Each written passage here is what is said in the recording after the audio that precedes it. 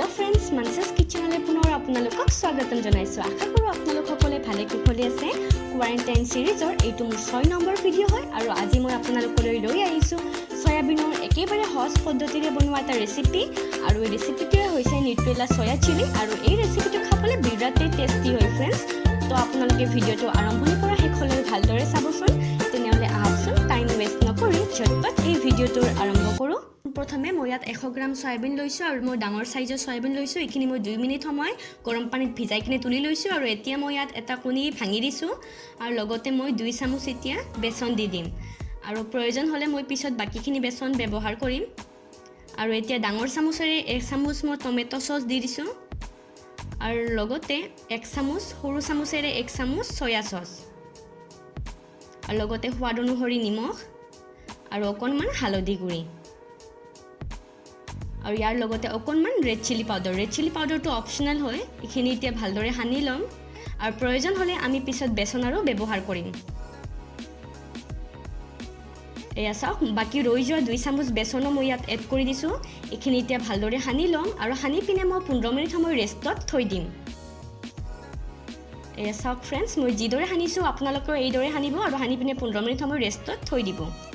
কেৰাইখন গৰম হোৱাৰ লগে লগে মই অকণমান সৰহকৈ ৰিফাইন তেল দি দিছো আৰু তেলখিনি গৰম হোৱাৰ লগে লগে মই এতিয়া সয়াবিনৰ পকৰাখিনি ইয়াত এটা কৈ দি যাম যদি আপোনালোকৰ কেৰাহীটো সৰু হয় তেতিয়া কম পৰিমাণৰ দিব সয়াবিন আগতে মোৰ কেৰাহীটোত গোটেইখিনি সয়াবিনে জুৰি গৈছিল গতিকে মই গোটেইখিনি দি দিছো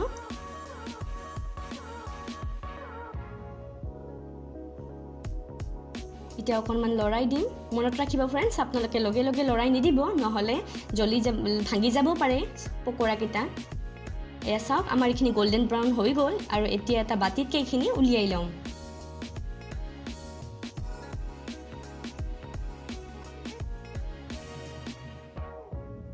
আৰু অকণমান বেছিকৈ ৰিফাইন তেল লৈছিলো তো এটা বাটিত কেইখিনি উলিয়াই লম আৰু কম পৰিমাণৰ ৰিফাইন তেল মই কেৰাহীটোত লৈ লম এয়া চাওক আমাৰ ইখিনি হৈ গল আৰু এতিয়া অকণমান তেল লৈ কিনে মই এটা কেঁচা জলকীয়া দি দিছো আৰু লগতে এটা মিডিয়াম সাইজৰ পিয়াজ সৰু সৰু টুকুৰা টুকুৰি কৰি কাটি লৈছিলো ইখিনি এড কৰি দিছো ইখিনি এতিয়া লৰাই দিম আৰু লগতে 1 চামুচ নহৰু সৰু সৰুকৈ কাটি লৈছিলো ইখিনি এড কৰি দিছো এতিয়া ইখিনি লৰাই দিম আৰু এতিয়া মই ইয়াত মিডিয়াম সাইজৰ গাজৰ এটা স্লাইস কৰি কাটি লৈছিলো ইখিনি এড কৰি দিছো এটা ভালদৰে মিক্স কৰি দিম আৰু লগতে অকণমান নিমখ আৰু অকণমান হালধি গুড়ি মনত ৰাখিব फ्रेंड्स আমি পকৰকেটা বনাতেও আমি নিমখ আৰু হালধি গুড়ি ব্যৱহাৰ কৰিছো এটা লৰাই দিম আৰু এখিনি সিজিব কাৰণে 2 মিনিটৰ কাৰণে ঢাকনিখন লগাই দিম এয়া চাওক 2 মিনিট হৈ গল এতিয়া একবাৰ আৰু লৰাই দিম আৰু এতিয়া মই ইয়াত মিডিয়াম সাইজৰ ক্যাপসিকাম এটা দি দিছো সৰু সৰুকৈ কাটি লৈছিলো আকৌ এবাৰ মিক্স কৰি দিম আৰু লগতে 1 চামুচ সয়া সস দি দিছো মই ডাৰ্ক সয়া সসটো ইউজ কৰিছো তো সেই কাৰণে এটা বাটিতকে অকণমান পানী লৈ চামুচখিনিত লাগি থকাখিনি এনেকৈ গুলি দিছো যাতে এৰা দি গুছি যায় চামুচৰ পৰা আৰু ইখিনি এতিয়া ইয়াত এড কৰি দিম এটা একবাৰ আৰু লৰাই দিম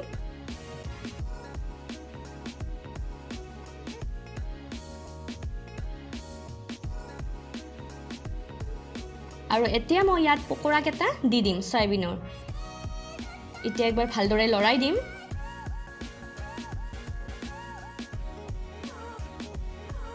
আৰু পকৰা কেটাৰ ভিতৰত যাতে ভালদৰে মছলাবিলাক সোমাই যায় তাৰ কাৰণে মই 2 মিনিটৰ কাৰণে ঢাকনিখন লগাই দিম গেছৰ ফ্লেমটো মিডিয়ামত থব फ्रेंड्स এয়া চাওক কি ধুনীয়া কালাৰ আহিছে আকৌ এবাৰ লৰাই দিম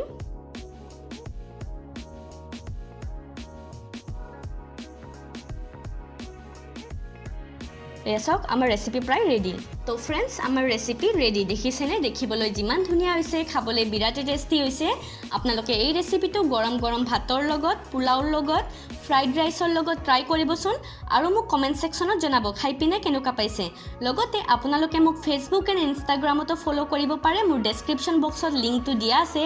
আৰু যদি আজিৰ এই ভিডিওটো চাই ভাল পাইছে তেনেহলে প্লিজ এটা লাইক কৰি দিব ফ্ৰেণ্ডছ এণ্ড ফেমিলি মেম্বাৰৰ সৈতে ভিডিঅ'টো শ্বেয়াৰ কৰিব আৰু লগতে মোৰ চেনেলটো ছাবস্ক্ৰাইব কৰিবলৈ একেবাৰে নাপাহৰিব দেই নেক্সট ভিডিঅ'ত তেনেহ'লে পুনৰ লগ পোৱাৰ প্ৰতিশ্ৰুতিৰে আজিলৈ তেনেহ'লে আহিছোঁ বাই ফ্ৰেণ্ডছ জয় আই অসম